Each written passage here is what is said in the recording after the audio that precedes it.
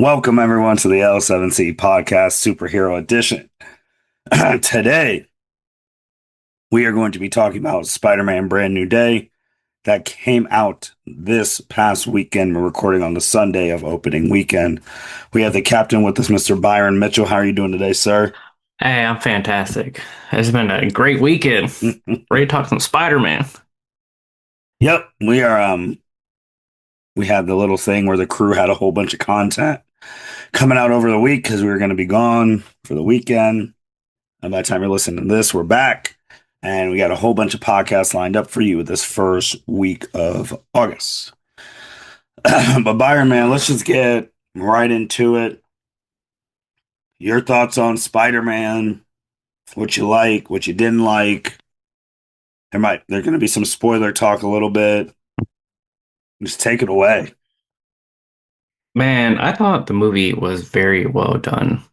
Mhm. I don't know if this is my favorite of the new four Spider-Man movies, but it's up there. Like Tom Holland did very well playing like a more grounded street level Spider-Man compared to his other movies where he's being mentored by Tony Stark or having Doctor Strange help him and the two Spider-Mans in the last movie. But like this was just like a solo Spider-Man film because after the events of No Way Home, had the memory of Peter Parker erased. So it's just him, being Spider-Man 24/7, as we found out in the movie.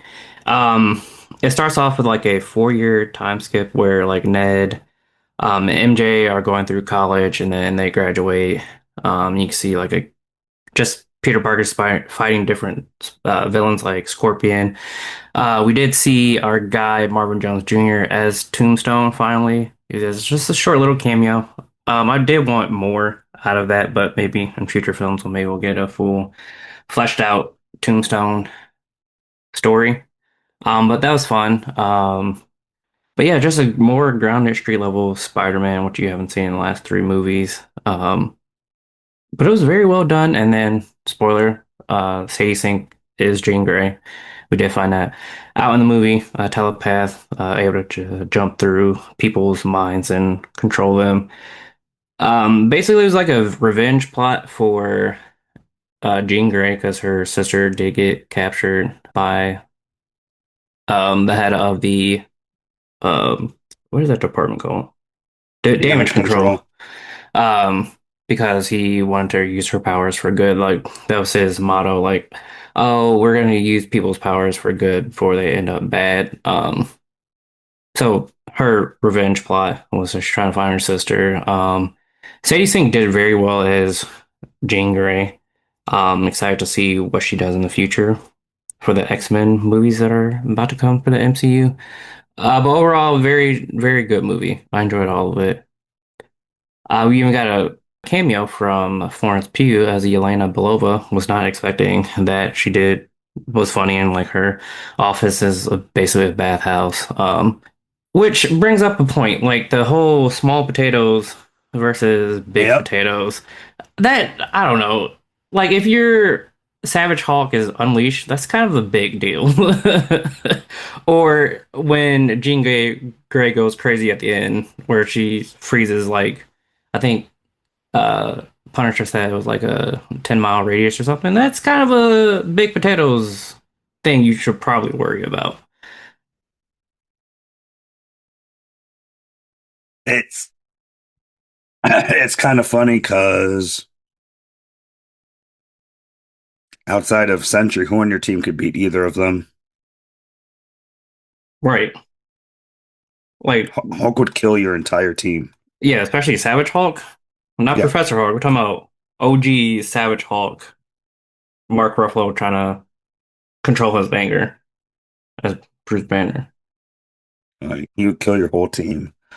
You guys would have nothing for Jean. Hell, your whole team can't even beat Spider-Man. No. Not this version of Spider-Man where he basically unlocked his full potential because his arachnid DNA started growing exponentially, which he's going through changes. So now he has organic webbing, heightened senses, heightened strength. Yeah, they can't do anything with this new Spider-Man. Like, I don't even think they could do anything with the older one. All like his genius and all that. Hmm. Like, I was just sitting there, I was like, "Come on, dog! Like, don't be talking crazy." Like, what big potatoes have y'all been dealing with since Thunderbolts? I mean, Oh, nothing until Doomsday at the end of the year. like your team is not like that. No, no. Small potatoes. That was the Hulk. Like, As soon as the Hulk got unleashed on damage control, y'all should have been there. yep. Shit. Talk about pay grade. Spider-Man told the Punisher, "This is above your pay grade, bro."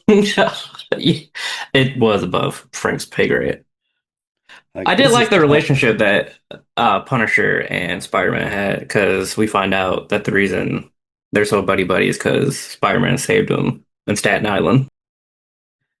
Yeah, so that their relationship was really good. They really played off one another. Punisher was first time I got to see him on the big screen of John Burkel's Hmm. one. Obviously, there was no F bombs or anything, but he was still able to be that like same Punisher to an extent. He wasn't blowing people's brains out, but Yeah, that's his thing, man. Just trying to protect people. so because if it's just now if they were allowed to be a rated R movie, Oh then yeah, F bombs galore. and Punisher would have been killing people. Hmm. So also, where was where was all the other stuff in New York? Daredevil's crew, like what's going on? I don't know. I really thought Daredevil was going to be in the movie because of the hand, Yep, but he was not. Also, we did find out, I guess, the pseudo leader of the hand is the guy who was ahead of the damage control because Spider-Man fought them and then he got to them and was like, oh, basically come work for me and help protect the city. yep, yep. So then I even forget what was the thing in the vault?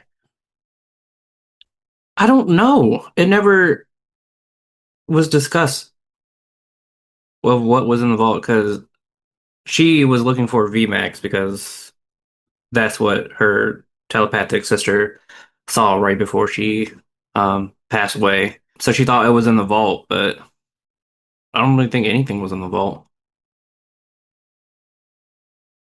Let's see. Mm,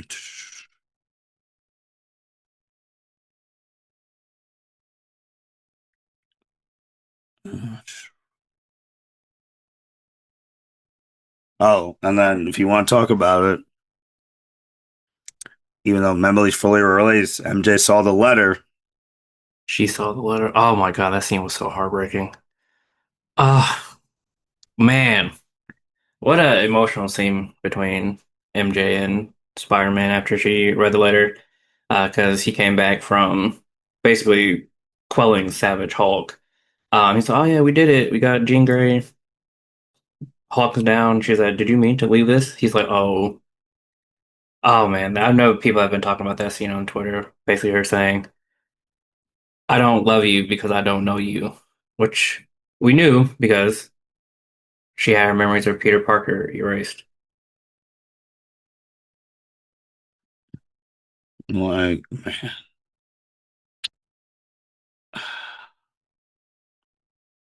tough.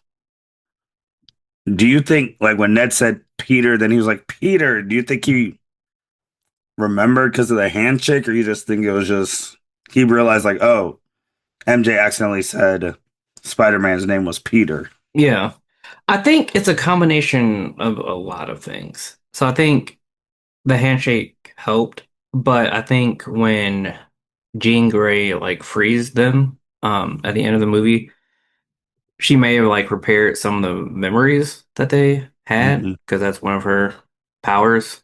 So I think because I saw that theory on Twitter a lot, and I kind of believe it that she helped repair or some of the memories and maybe undid the spell that Doctor Strange did in No Way Home. Because at the end, you see MJ sitting on a rooftop clutching that Black Dahlia necklace that Peter got her in Far From Home, and she started smiling. So I think Jean was partly Jean Grey that helped. All right, we got to talk about what the hell is Jean Grey doing in this movie. I don't know. Like, I get you want to introduce the X-Men, but you couldn't do that in a solo film, or not a solo film, but just the first X-Men movie. Because like, you don't really have to tell their backstory. Like, people know who the X-Men are. I'm just thinking like, so they're gonna wait till Secret Wars to start saying mutants. Like, so the first mutant, like, no, yeah, it's tough because it's like, so Jean we know is a mutant, but technically Quicksilver and Scarlet Witch were mutants. They weren't called Yeah. mutants back then. They're just called enhanced. hmm So it's like, Like when, what are yeah, we doing? when do we start calling people mutants? And if this girl had all this power, why was damage control dealing with it? Because in the movie, he said because Spider-Man could sense when Jean Grey was shifting between people. So, No, I Bill, meant like oh, when they first like knew about Jean and her sister. Wouldn't that be like a shield type thing, you would think. or like wouldn't that be before she? I don't know. What was her name? Daphne, whoever created Sentry, Thunderbolts, that Oh, girl. Val. Val, yes, yes. Yeah. I don't know why he was dealing with it by himself. Because I guess he did have tech, but I don't know if he had like tech big enough to deal with Jean Grey. Like Spider-Man had to talk with Hulk about like his little wristband that kept Hulk from coming out, and then basically came up with a way to make it universal to suppress powers, which is crazy because if that gets in the wrong hands, Mm-hmm. that's going to be an issue. Yep. Yep. I don't know. It was like you said. It was really good. I mean, the world loved it. Opening weekend, $927 million. That is insane. Second most How, ever. yeah, just how the world has loved it. Like it made 355 million domestic, so that's US and Canada. International 572 million with China leading at 121 million. That's crazy. Like second largest global opening beside behind Avengers Endgame, which made 1.6 billion their opening weekend. And it'll be at a billion next week. Oh, for sure. Yep. Now that they will be can it get to two, we'll see. But I just that opening weekend, I just cannot believe because they got to China. China, I think got 300 million, but the fact 927 in the Yeah. opening weekend, like this will be Spider-Man's third straight billion-dollar movie from the Hollands. hmm So And generational run by Tom Holland and Spider-Man. yeah, you see that type of money, they're like, oh, we can't not keep doing these. Yeah. Like he'll be now Kevin Feige is probably thinking of like his new contract right now as we speak. This is crazy. Like, and it's funny how MJ, Peter, and Frank are just dominating the month because all three of their actors were in the Odyssey. Yeah. I don't agree. And then Zendaya's gonna be have another big movie coming out at the end of the year in Dune 3. And because he said it, I'm assuming now Spider-Man will be in Doomsday. Maybe. Maybe I don't understand the end credit scene. I'm gonna be 100% honest with you. Because the end credit scene Hmm. is the spider tracker that Ned created. So we see the blip in New York because Spider-Man's there, but then it expands and there's a blip in space. That doesn't make sense to me. Or Well, is it supposed to be a blip for like multiverse? Like, oh, another Spider-Man in the multiverse. So I think it can be interpreted a whole bunch of ways. Like one, if you just think like, oh, it was in New York and then he blipped all the way out of space, like maybe the Avengers called Spider-Man to come to some space station or whatever Maybe. to help fight, or maybe Sword called him, if people Yeah, know that's because still a thing. that's it is in space right now. Two, maybe it's because of the other stuff. Maybe it's a different Spider-Man. Maybe it's Tobey Maguire or Andrew Garfield Spider-Man because Hmm. they get called to help fight against Doomsday from their Yeah, verse. I mean, Doomsday, Doctor Doom. Or people are like, oh my gosh, it's the alternate universe. It's going to be Miles Morales. I heard that too. So those are the three I think would be the most possible. Yeah, because I think people are saying Miles Morales because I know it kind of glitched before we saw it go out to space. So people are like, "Oh, that's a glitch for the third Across the Spider-Verse movie." I'm like, I guess, but it doesn't really have anything to do with the MCU. So why would? Yeah, so I think that's what they are. And this is the last movie before Doomsday, and it's in the books. Yeah, And then great. Feige said they're not once Doomsday happened, we're not getting another Avengers movie till Secret War, so we gotta wait a year, the full year. Yeah, because I don't even think there's a Marvel movie coming out next year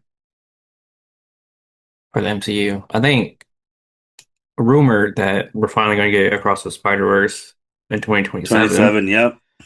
but that would be like the only Marvel movie I can think of that's coming out next year. Yeah. And we'll see how that ends as well. Um, Environment. There was something else done to damper on Spider-Man's parade, but on a serious thing, like again, it's looking like Blade ain't never happening. Now Mustafa Ali's like, man, no. Yeah, so it came out last week because they did Hall H Comic Con. Basically, Kevin Feige came out and said, I feel bad, like a failure that I could never get Blade off the ground. And then either yesterday or Friday, Mahershala Ali, who was supposed to play Blade, basically said, I'm moving on to other movies, which is sad because I don't understand how they couldn't get Blade off the ground. Yep. It still baffles me. Like we saw him in an end credit scene in Internals, where he's talking to Kit Harington's character as we just saw her his voice. And we're like, oh shoot, that's Blade. But that's the only thing he was in, which is crazy. Because like you could do so many stories with Yep. Blade. Now they're trying to swerve us. Now it's gonna be like Doomsday. That could be a big swerve, They're like, oh, it's never happened. You'll never see him. You're gonna give up hope. Then bam. which I would be ecstatic to see him in Doomsday if that's the first time we see him. So we'll see on that. Any thoughts about? I know because it happened like Comic Con of. I mean, I think the thing that really set it over the edge is the fact Ghost Rider was announced, and they're already saying like, "Oh yeah, it's coming out in 2 years." Yeah, was not expecting them to do a Ghost Rider film with Ryan Gosling as a Hmm. lead.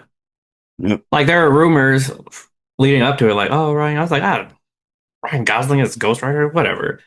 I was like, I'll just wait till Hall H see what's announced, and that was literally the first announcement was Ryan Gosling as Ghost Rider. I was like, oh wow, they were actually telling the truth. I think the crazy thing too is that was crazy. That was really the big thing. Then had some dooms and stuff, but the other big thing is that we are getting a new Black Panther. Yes. So sure he's going to be in it, but the new Black Panther is supposed to be the kid we saw at the end of Black Panther 2, Yep. T'Challa's son, Yep. in a much older role and taking over the Black Panther mantle. Which how long has this time skip been? So in Spider-Man, it was basically 4 years Yep. from No Way Home because they did like a montage of like Ned and MJ starting college and then them graduating college. Yep. So if But that's he the looked like case, a baby. Like he looked like he was 6. yeah, so 4 years, he's a 10-year-old. But it depends on when it comes out, because they didn't announce like a year or when it was coming out. They just said, "Oh, he's a new Black Panther." So maybe something happens in Doomsday or Secret Wars that pushes the timeline for super far forward, or I don't know, I know some people were hot because they're like, really sure you only got to be Black Panther for 2 seconds, then you finally replace him. Or which like, they could have did in Black Panther 2.